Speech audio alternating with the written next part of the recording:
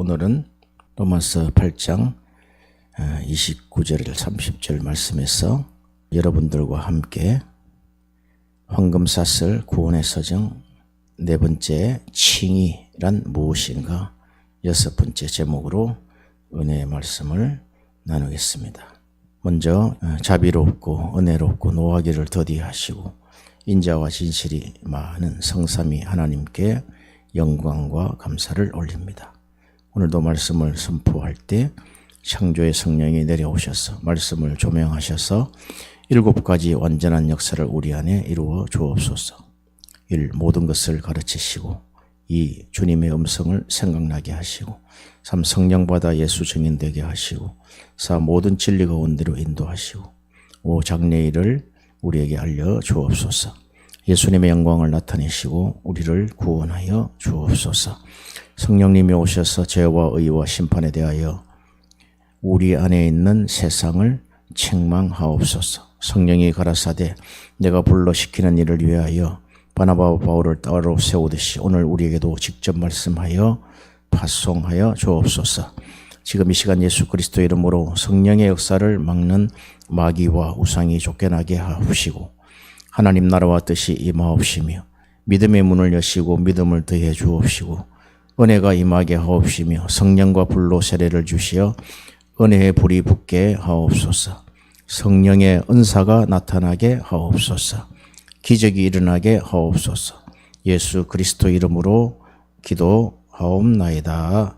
아멘. 자, 오늘도 지난주에 이어 예수 그리스도 안에서 예수 그리스도의 공로로 전가되는 이신칭의. 우리 인간은 절대적으로 복음 전하는 자들은 인간의 그 존재에 대한 이해가 필요합니다. 누가복음 4장 18절에 가난한 자에게 복음을 전파하게 하시려고 내게 기름을 부으사 포로된 자에게 자유를, 눌린 자에게 자유를, 눈먼 자에게 다시 보게 함을 전파하고 하나님의 은혜를 전파하게 하심이라 하는 최초 주님의 메시지를 이사야서 성경을 열고 선포했던 것이 오늘날 이 말씀이 너희에게 응하리라 하였습니다. 자, 그러면 우리가 지금 칭의에 대해서 말씀을 전하는데 칼빈은 믿음에 대한 항목을 43항목을 기독교 강요에서 기록을 하고 있습니다. 그런데 칭의에 대해서는 59항목을 쓰고 있습니다. 그만큼 칭의는 마틴 루터가 이야기한 것처럼 교회를 세우기도 하고 무너뜨리기도 하고 성도가 세워지기도 하고 무너지기도 하는 아주 가장 기독교 신앙의 핵심적인 요소입니다. 그런데 우리가 현대교회를 보면 현대교회 안에 의인들로 가득 차 있습니다. 이것은 무엇을 이야기하느냐? 예수 믿으면 죄인이 의인 되는 것은 맞아요. 그러나 본질적으로는 죄인임을 우리가 잊어서는 안 된단 말이에요. 그런데 교회 안에 의인들이 너무 넘친다는 거예요. 이것은 구원론의 문제입니다. 이유는 이런 것입니다. 한번 회개하면 과거, 현재, 미래에 대한 모든 죄를 다 씻김받고 구원에 이르게 된다 하는 이게 개혁신학에 들어온 가톨릭의 주입설입니다. 한번 의가 주입이 되면은 과거, 현재, 미래 영원토록 그냥 의인이라는 거예요. 그렇게 됩니까? 오늘 거기에 대해서 심층적으로 오늘 말씀을 나눌 거예요. 그 가톨릭에서 들어온 교황주의 첫 번째가 구원론의 주입설입니다. 두 번째, 우리 개혁교회에 들어온 두 번째가 담임 목사의 교황권입니다. 담임 목사는 그냥 왕권을 가지고 있어요. 황제단 말이에요. 철권 통치를 이룹니다.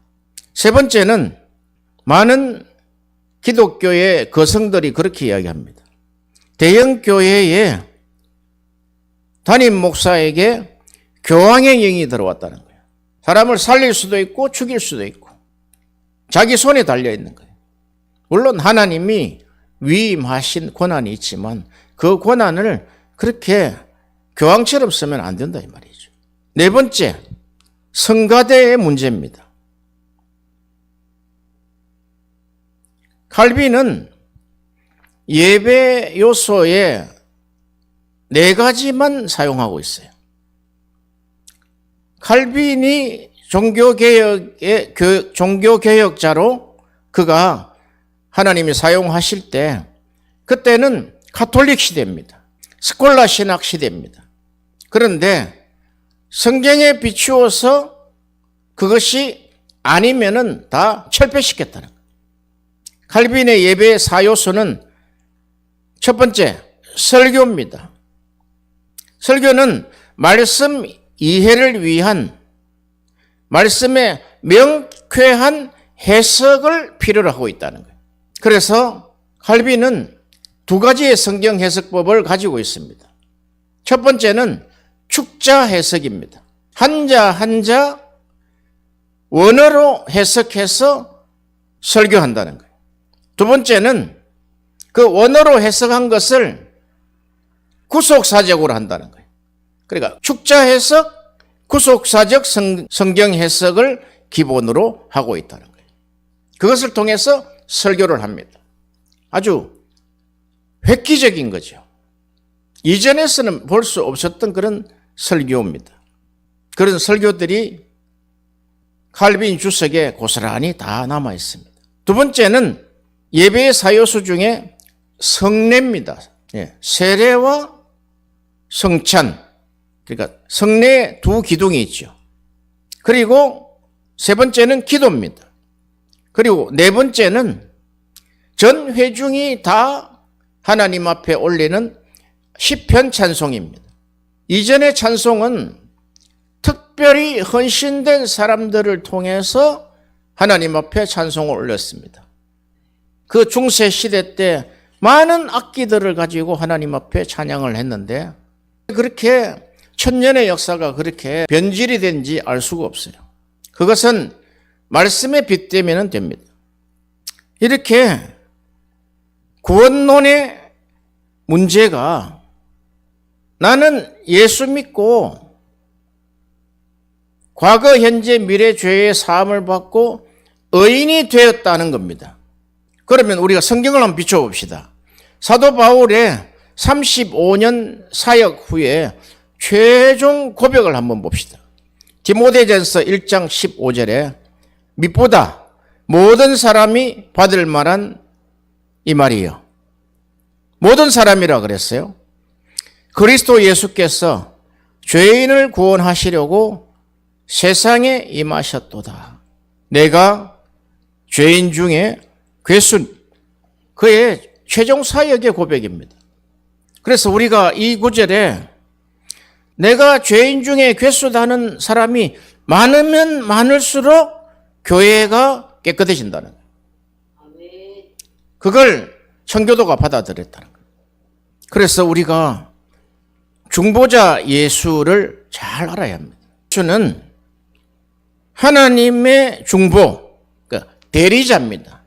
천지 만물을 창조하실 때 중보자를 통해서 창조하시고 구원과 심판까지도 아들에게 맡기셨다 그래요. 그게 중보자입니다. 그러니까 창조의 중보자, 구원의 중보자, 심판의 중보자. 대리자라는 이야기예요. 이게 지속적인 효과가 있다는 거예요. 이게 지속되지 않으면은 우리는 구원받을 수 없어요. 그러니까 다시 한번 우리가 구원론을 정리를 해야 된다 이 말이에요.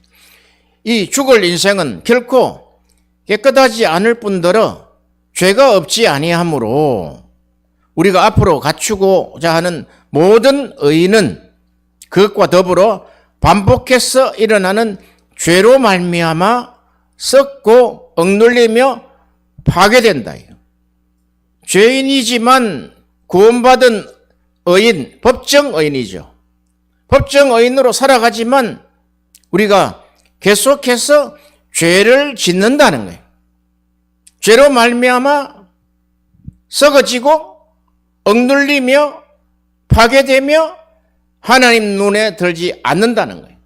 의인도 믿지 않는다고 말씀하셨어요. 욥기서에 잘 나와 있습니다. 그가 만든 모든 만물을 믿지 않는다 그랬어요. 우리가 세운 우리의 의는 전가되지 않는다는 거예요. 무슨 말씀인지 알겠습니까? 우리 의는, 우리 공로는 전가되지 않는다는 거예요. 그래서 우리가 사역할 때 사역하고 나서 내 의가 드러났는지 우리가 살피고 회개해야 된다는 거예요. 우리가 지난번 공부할 때 회개는 두 가지 회개가 있다 그랬어요. 지식의 회개, 양심의 회개에 있다 그랬어요. 우리가 하나님의 말씀을 통해서 우리에게 나타난 허물과 죄를 하나님이 우리에게 성령으로 조명해 주시면 우리는 회개하면 돼요. 그런데 이 양심의 회개는 우리 마음속 깊숙이 들어가 숨어 있기 때문에 이것은 평생에 걸쳐서 우리가 회개해야 될 목록 중에 하나입니다. 지난번 고린도 후서 7장에 하나님의 뜻대로 하는 그 회개는 구원을 이루신다 그랬죠. 감변분 투사열징 그렇게 했죠. 그것이 얼마나 귀한 건지 몰라요. 우리의 회개가 얼마나 간절해야 되느냐는 거죠. 그리고 변론해야 된다는 거예요. 우리가 서로 변론하자. 너희 죄가 주홍 같을지라도 양털같이 희게 하리라는 약속이 있단 말이에요. 그리고 이 죄에 대한 분노와 두려움, 죄가 얼마나 두려운지를 우리가 알아야 된다. 열정이 있어야 됩니다. 그리고 반드시 징계가 있다는 것을 우리가 알면 우리 신앙생활에서 가장 1번이 회개입니다. 지식의 회개, 양심의 회개라는 것. 우리에게 큰 은혜의 필요성이 있습니다. 바로 숨어있는 죄를 우리가 찾을 수가 없어요. 바로 숨어버리기 때문에. 우리 자신의 너무 깊이 숨겨져 있는 이 사악함입니다. 고린도후서 12장에는 이것을 사도 바울은 육체의 가시요 사탄의 사자라고 이야기를 합니다. 그러나 내가 준 은혜, 너에게 준 은혜가 족하다는 거예요. 왜 하나님이 한 번에 그냥 싹 다 덜쳐가지고 싹 해결시키면 얼마나 우리가 깨끗한 삶을 살겠습니까? 하나님은 그렇게 하시지 않는다는 거예요. 하나님은 열정을 가진 자, 간절한 자에게 회개의 깊이를 주신다는 거예요. 할렐루야. 그래서 모든 일의 시작에, 모든 일의 하나님 사역의 마침은 반드시 회개가 동반되어야 된다는 거예요. 아니면 우리가 변하질 않아요. 인간은 뻔하잖아요. 내가 얼마나 변질되어 있으며 내가 얼마나 숨겨져 있는 죄가 사악하며 전적 타락되고 전적 부패되어 있는지 전적으로 무능한 우리 자신을 봐야 한다 이 말이죠. 할렐루야. 칼빈은 기독교 강요에서 솔로몬을 빗대어 말을 합니다. 솔로몬은 자기 탐닉의 전염병에 걸려 있고 자기 자신에 대한 아첨을 하고 자기 자신에 대한 맹목적인 사랑에 빠져서 자기 파멸에 들어간 자입니다. 그가 성경을 기록한 자 아닙니까? 잠언, 전도서, 아가서 그것은 전적으로 솔로몬의 손에서 나온 거예요.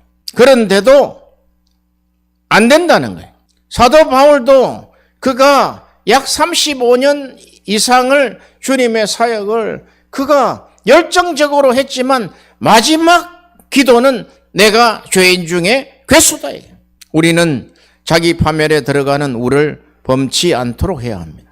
사람은 외적인 의의 가면을 쓰고 자신을 위안하지만 여호와는 그 마음의 엄밀한 불순함조차도 자기의 잣대로 청량하시고 있다는 거예요. 얼마나 이게 무서운 사실입니까? 진정 우리 자신의 너무 깊이 숨겨져 있는 사악함을 똑바로 규명하려면 요 의지가 필요하다는 거예요. 이 열정이 필요하다는 거예요. 반드시 우리 양심이 하나님의 심판자 앞으로 소환되어야 된다는 거예요. 내가 지금 이 순간 하나님 심판대 앞에 내가 선다면은 내가 무엇을 말할 것인가? 그래서 하나님이 큰 은혜를 주시나니 야고보서에 나와 있죠. 로마서에도 하나님이 우리에게 더 큰 은혜를 주신다고 약속을 했습니다. 그럼 일반 은혜로 안 되느냐? 하나님의 은혜는 안 되는 게 없어요. 다 치료하고 다 하나님 뜻대로 할 수 있어요. 그런데 이것이 너무나 우리에게 숨겨져 있기 때문에 표현을 큰 은혜라고 표현한 거예요. 하나님의 은혜 자체는 광대하죠. 그러므로 하나님의 큰 은혜를 받은 자들은 치명적인 위선을 벗고 우리의 비참함과 무능함을 의식하고 오만과 자만을 멀리하고 겸손히 순종해야 합니다. 오만은 우리 자신의 의에 대한 어리석은 신념으로부터 생겨나오니 우리 자신에 대한 신뢰를 전적으로 버리고 하나님의 선하심의 확실성에 의지함으로써만 하나님의 은혜를 붙들 수 있게 되는 것입니다. 오만과 자만은 스스로 깨닫지 못합니다. 참 하나님이 잘 만들어놨죠. 우리의 교만을 스스로 알지 못한다는 거예요. 말씀에 비추어야만 된다는 거예요. 벨사살에게 하나님의 심판대가 내려온 것도 바로 그런 것입니다. 때는 늦었어요. 벨사살이 그날 부하들에게 죽임을 당합니다. 칼빈은 교황주의자들이 말하는 받아들이는 은혜. 그럼 우리는 은혜를 뭐라 그래요? 우리는 증가된 은혜라 그래요. 예수 그리스도의 의가 우리에게 증가됐다는 거예요. 아버지는 그리스도 안에서 우리를 안으시고 우리가 그리스도의 무죄함으로 옷 입게 하시며 그 무죄함을 우리의 것으로 받아들이는 복을 베푸시는 것입니다. 우리가 거룩하고 순수하며 무죄하다 여김을 받는 것은 이러한 은혜로 말미암는 것입니다. 왜냐하면 오직 그리스도의 의만이 우리를 위한 후견인으로서 하나님의 법정에 서서 그의 눈앞에서 우리를 위하여 변호할 수 있기 때문에 이 의로 준비되어 있기 때문에 우리는 믿음 안에서 지속적인 죄사함을 얻게 됩니다. 여기에 지속적인 죄사함 한 번으로 끝난다고요? 그러면 얼마나 좋겠어. 그래서 중보자가 필요한 거예요. 중보자는 때에 따라서 내가 주님의 이름을 부르면 구원을 받을 수 있는 거예요. 로마서가 그 이야기하는 거예요. 주의 이름을 부르는 자는 구원을 받으리라 했으니까 그게 일회성? 아닙니다. 지속성입니다. 우리가 이 세상의 마지막 떠나는 시점까지도 주의 이름을 불러야 된다는 거예요. 이 교황주의 구원론이 들어와서 한국 교회가 지금 다 망하게 생겼어요. 구원론에 대해서 공부를 안 하기 때문에 그렇습니다. 신자들에게는 생의 마지막 순간에 이르기까지 이곳에서 우리가 기술하는 의 외에는 어떤 의도 없습니다. 왜냐하면 그리스도는 항상 아버지와 우리를 화목하게 하는 중보자로 머물러 계시기 때문입니다. 줄을 그어놓으세요. 그리스도는 항상 아버지와 우리를 화목하게 하는 중보자로 머물러 계신다는 거예요. 아니면 한순간도 안 돼요. 우리가 한순간도 우리가 숨을 쉴 수 없어요. 우리 머리가 죄 짓는데 얼마나 빠른 줄 여러분들이 아시잖아요. 그냥 죄가 나온단 말이에요. 바른 말을 하라 그랬는데 계속 부정적인 말을 한단 말이에요. 이게 죄가 양산되고 있다는 거예요. 뱀의 알처럼 그가 우리 입이 야고보가 이야기한 것처럼 그게 그 입이 음부라는 거예요. 음부에서 나온다는 거예요. 출처가 마귀의 입에서 나온다는 거예요. 음부입니다. 그러므로 그리스도의 죽음의 효력은 영구적입니다. 할렐루야. 칭의는 단회적이지만 성화는 지속적이다 이 말이죠. 우리가 구원의 서정에 보면은 소중해 칭의잖아요. 그러니까 소중회, 회심에서 회개와 믿음이 일어나지요. 그 회개할 때 하나님이 우리에게 믿음을 부여하신단 말이에요. 그래서 칭의는 믿음으로 받는다. 그럼 중생은 뭡니까? 믿음 전 사건이라고. 중생은 믿음으로 받는 게 아니에요. 중생은 성령께서 우리에게 베푸시는 은혜다 이 말이에요. 우리를 부르시고 우리를 중생케 하시는 것이 전적인 삼일체 하나님의 사역인데 성령께서 우리에게 은혜를 베푸시는 장면이단 말이에요. 그러므로 우리에게 하나님 회개와 믿음을 주셔가지고 우리를 구원에 이르게 하신다는 거예요. 그래서 소중의 칭의, 양자는 순간적으로 갑니다. 그냥 한 방에 간다 말이에요. 한 방. 그러나 성화는 우리가 살아생전 지속적으로 이루는 하나님의 은혜입니다. 그 성화는 반드시 양자됨의 확신에서 출발되는 거예요. 그래서 이 구원의 서정이 얼마나 놀라운지 모릅니다. 공부 안 하면요, 그냥 엉터리 이야기한다. 가톨릭처럼 양자 성화를 같이 섞어서 버물러 버린다. 그러면 구원을 받은 사람이 그럼 왜 중간 지점에 가가 있어야 됩니까? 가톨릭 이야기는 왜 연옥에 가 있어야 됩니까? 구원을 다 받았는데. 그러니까 이게 안 맞다 이 말이야. 안 맞아요. 우리는 죽는 그 순간까지 회개를 이루어야 된다.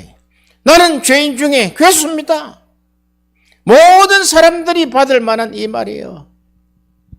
그리스도 예수께서 죄인을 구원하시려고 이 땅에 임하셨도다. 어느 한 날은 이 말씀을 깨닫는 날에 얼마나 통곡하고 오는지 모릅니다. 아마 10년도 좀 더 된 것 같습니다. 얼마나 감사한지. 나 같은 죄인을 구원하시기 위해서 사람의 육신의 몸을 입고 이 땅에 오셨대. 성육신 하셨단 말이에요. 왜? 중보자가 되시기 위해서. 너를 끝까지 구원하겠다는 거야. 다시 오늘 설교의 첫 대지에 들어가면 예수 그리스도 안에서 예수 그리스도의 공로로 전가되는 이신칭의. 이제 좀 더 확실하게 보입니까? 그러면 이 이신칭의가 예수님을 영접하는 자에게 주어지는 6가지 약속이 있어요. 다른 말로 이야기하면 영접 기도의 효과입니다. 지금 우리가 영접 기도하는 기도가 이런 6가지 효과가 나와야 돼요. 그게 첫 번째, 우리가 믿음으로 의롭다 하심을 얻기 때문에 죄인이 법정적으로 의인이 된 것입니다. 로마서 3장 28절에 그러므로 사람이 의롭다 하심을 얻는 것은 율법의 행위에 있지 않고 믿음으로 되는 줄 우리가 인정하노라. 너희들도 알지 않냐 이거죠.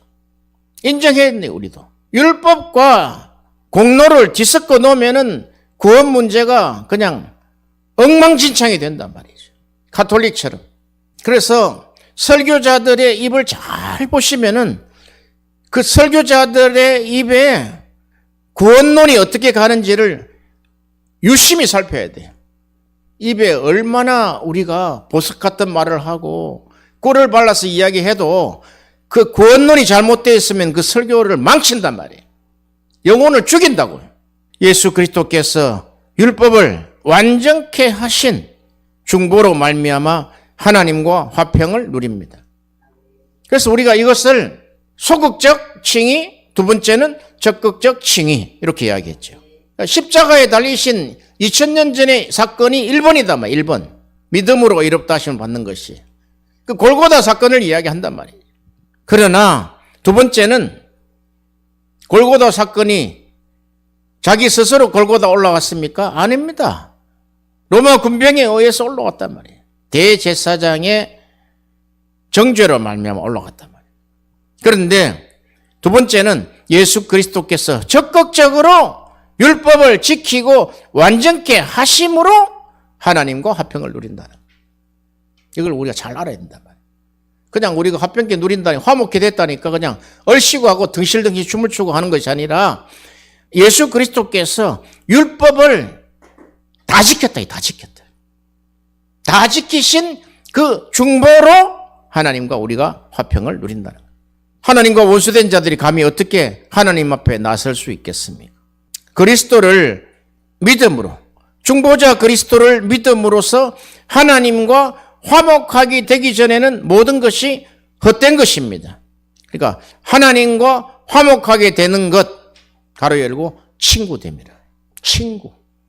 우리가 화목한 관계를 친구 사이로 하지 않습니까? 아버지와 아들 간에서도 그런 이야기를 한단 말이에요.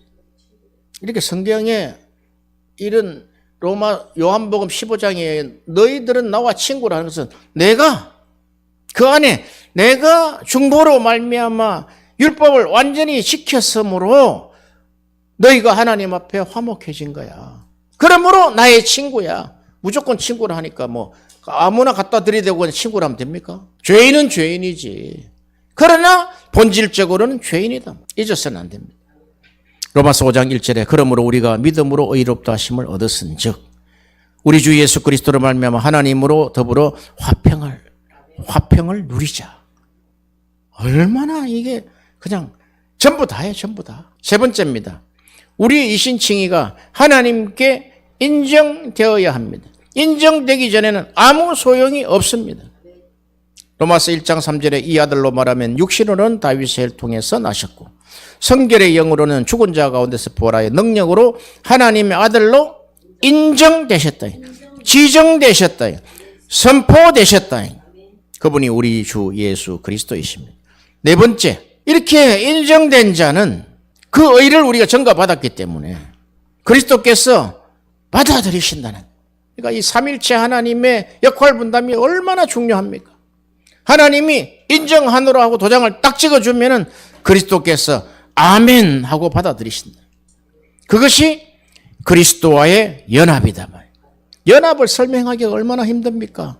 그래서 우리가 로마서의 이 연합을 접붙임이라 그래요. 나는 포도나무요 너희는 가지니 하고 그게 접붙여 있는 거예요. 감나무가 접붙여 있는 거예요. 이제는 거기서 감이 열린단 말이에요. 거기서 포도가 열린단 말이지. 그러니까 우리가 전기가 들어오지 않는 그 전열기에 스위치를 딱 꼽으면 오듯이 이게 연합이다 말이죠. 로마서 6장 5절에 만일 우리가 그의 죽으심으로 같은 모양으로 연합한 자가 되었으면 또한 그의 부활과 같은 모양으로 연합되리라. 그러니까 부활도 나중에 연합되어서 주님이 재림하시는 그날에 부활로 연합되어서 새하늘과 새 땅에 들어간단 말이에요. 그냥 안 보내는 거예요. 그냥 새하늘과 새 땅에 그냥 또 들어가면 되겠어요? 딱 연합된 자로 포도나무 가지처럼 들어간다. 다섯 번째, 연합이 이루어진 자는 그리스도와의 교통이 이루어집니다. 이걸 우리가 코이노니아라 그러죠. 이걸 사귐이라 그런다. 그래서 우리는 칭의받은 자는 계속적인 사귐, 교통, 그게 요한 1서 1장에 나오죠. 그래서 이 빛이 계속 전달되는 거예요. 하나님은 빛이시라 이렇게 하면서 그 사귐을 계속 이야기하고 있다. 요한 1서 1장을 한번 봅시다. 태초부터 있는 생명의 말씀에 관하여는 우리가 들은 바요 눈으로 본 바요 주목하고 우리 손으로 만진 바라. 이 생명이 나타나신 바 된지라. 이 영원한 생명을 우리가 보았고 증거하여 너희에게 전하노니 이는 아버지와 함께 계시다가 우리에게 나타나신 바 된 자니라. 우리가 보고 들은 바를 너희에게 전함은 너희로 우리와 사귐이 있게 하려 함이니 우리의 사귐은 아버지와 그 아들 예수 그리스도와 함께 함이라. 아멘. 이 사귐은 삼일체 하나님과의 교제입니다. 그리스도와의 교통이 없이는 어떤 성화도 이룰 수 없기 때문에 이 교통이 없는 자는 악한 나무임에 틀림없습니다. 주님이 말씀하신 산상수훈의 마태복음 5장, 6장, 7장의 결론이었습니다. 마태복음 5, 6, 7장에 서론, 본론, 결론이 있잖아요. 7장이 결론이단 말이에요. 그들은 보기에 아름답고 그럴듯하여 심지어 맛도 달콤한 열매를 맺을 수 있습니다. 그러나 결코 선한 열매는 맺을 수 없습니다. 이 선하다는 것은 인간 기준 아닙니다. 하나님 기준의 아가도스를 이야기하는 거예요. 하나님의 선하심, 하나님의 신실하심, 약속에 의해서 성취되는 열매를 이야기합니다. 고린도전서 1장 9절에 너희를 불러 그의 아들 예수 그리스도 우리 주로 더불어 교제케 하시는 하나님은 신실하시도다, 미쁘시도다 이 말이죠. 여섯 번째, 그러므로 우리는 그리스도께서 이루신 모든 소유의 부요함을 유업으로 누릴 수 있는 것입니다. 그리스도의 구속 안에서 주어진 영적이고 언약적인 부요함이요 하늘에 속한 모든 신령함으로 복을 주시는 것입니다. 에베소서 1장 3절에 찬송하리로다 하나님 곧 우리 주 예수 그리스도의 아버지께서 그리스도 안에서 하늘에 속한 모든 신령한 복으로 우리에게 복 주시되. 에베소서를 이렇게 시작하잖아요. 그러니까 이 하나님께 찬송을 드리지 않을 수 없다는 거예요. 하나님 찬송을 받으시옵소서 이 말이단 말이죠. 이게 하나님과의 그 신뢰란 말이에요. 신뢰가 견고할 때 어떤 일이 일어나도 찬송이 일어난다는 거예요. 에베소서가 로마 옥중에서 서진 거 아닙니까? 내가 옥중에 있을지라도 하나님을 내가 신뢰합니다. 그래서 내 입에서 그 신뢰함의 결과가 찬송으로 나타납니다. 이 말이죠. 칼빈의 역사를 보면은 그가 30대 초반에 결혼을 합니다. 난 애들이 다 죽어요. 그리고 9년 만에 아내도 죽는단 말이에요. 그런 가운데서 칼빈은 이렇게 이야기합니다. 하나님이 주셨고 하나님이 가져가셨도다. 그러므로 모든 것이 하나님의 주권입니다. 이 칼빈은 하나님의 주권 사상이잖아요. 하나를 딱 이야기하면 하나님의 주권 사상인데 이런 데서 나왔다는 이런 데서. 그냥 말로만 그냥 신학적으로 하나 긁고 왔어. 하나님의 주권적인 사상 이런 게 아니다는 거예요. 아들이 다 죽고 마누라가 죽어도 이것은 하나님이 주셨고 주신 자가 가져가셨다는 거예요. 그게 욥의 고백 아닙니까? 우리가 어떻게 그런 이야기를 할 수 있겠습니까? 그래서 철저한 하나님의 그 예정론이 그런 데서 나왔다는 거예요. 정신없는 사람들이 칼빈을 물어뜯고 모함을 하고 그렇게 해서는 안 되는 거예요. 어떻게 구원이 행위에서 나올 수 있습니까? 우리 행위는 다 썩어진 것인데 우리의 행위가 완전할지라도 하나님 보시기에 완전할지라도 단회적으로 끝이단 말이에요. 증거가 안 돼요. 똑바로 보자 이 말이죠. 갈라디아서 4장 7절에 그러므로 내가 이후로는 종이 아니요 아들이니 아들이면 하나님으로 말미암아 유업을 이을 자니라. 아멘. 이게 양자다 양자. 이게 양자교리라. 로마서 8장 17절에 자녀이면 또한 후사요 상속자지요.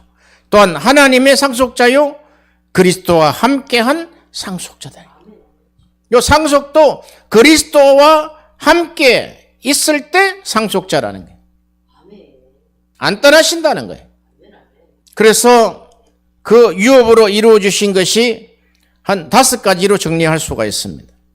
첫 번째, 그리스도의 의의 부요. 그리스도께서 십자가에서 이루신 의가 우리의 것이 됩니다. 이것이 칭의의 부요라는 거예요. 신학적으로 어려운 이야기죠. 칭의의 부요. 그러니까 this is the reach of justification. 우리는 이 justification, 칭의의 부자다, 이 부자. 다 주셨다, 이거. 칭의의 모든 부요를 우리에게 유업으로 주신 것이다. 두 번째, 양자의 부요입니다. 하나님의 자녀되는 부요.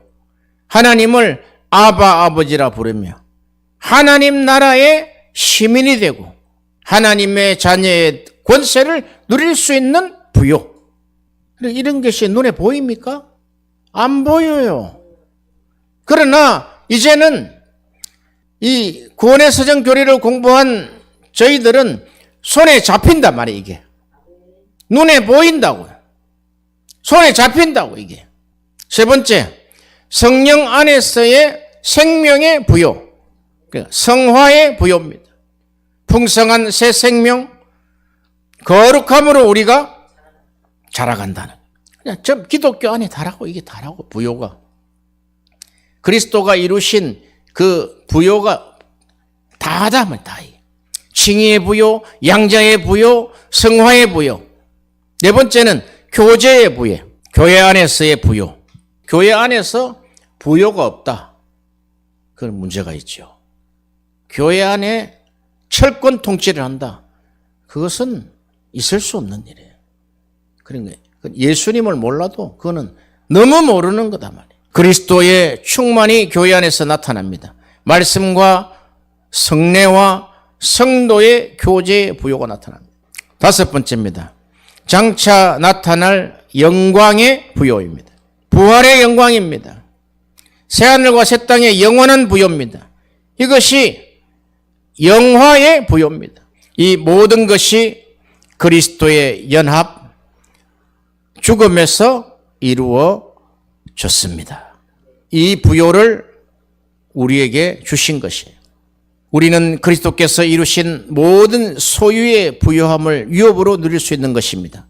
그리스도의 구속 안에서 주어진 영적이고 언약적인 부요함이요, 하늘에 속한 신령한 복으로 주신 복입니다. 아멘.